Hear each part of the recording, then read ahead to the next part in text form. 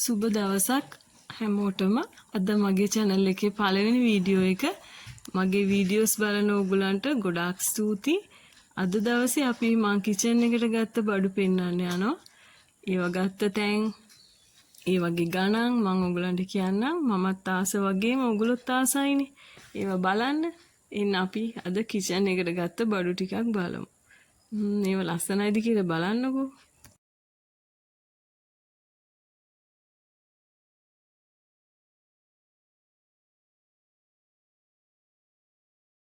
මේක ගත්තේ මම දරාස් එකකින්. එකම පැක් එකේ මාල් පෝච්චි 3ම තිබ්බා.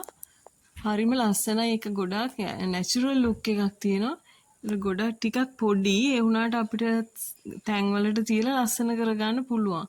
ඒක 650ක් උනේ. මේකට තමයි මම ගොඩක්ම ආස දරාස් බඩු වලින්. මේ සෙට් එකම 1650යි. ලස්සන ෆිනිෂ් එකක් තියෙනවා. මේකේ බොටල්ස් දෙක වයිට් වලින් ගන්න පුළුවන්. මේ මම නම් මේක තමයි තෝරගත්තේ. හරි ලස්සනයි ඒක නම්. ඒ ගානට ගොඩාක් වටිනවා. ඊට පස්සේ අපි ගත්තේ මෙන්න මේ වගේ මැටි බඩු කඩේකට ගිය වෙලාවෙ ගත්ත දේවල්. මේක ගත්තේ මම ලුණු මිරිස් දාන්න. මේක රුපියල් 150යි උනේ. මේක ගත්තේ ලුණු දාන්න. ඒක ලස්සන ෆිනිෂ් එකක් තිබ්බ නිසා මට ආස හිතුණා. ඒක ලුණු වලට. ඊට පස්සේ මේක ගත්තේ සම්බෝල දා හදනවම වහලා තියන්න. ඒක අර පියනත් එක්ක තියෙන නිසා ලස්සනයි. මේක නම් කිරිබත් වලට ගත්තේ. කිරිබත් හදනකොට දාලා තියන්න ලස්සනට.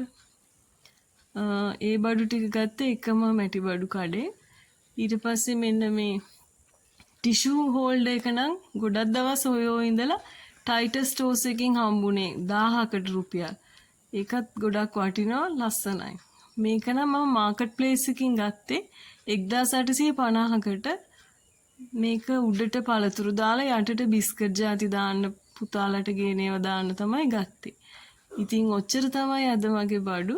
thank you මගේ channel එක බැලුවට.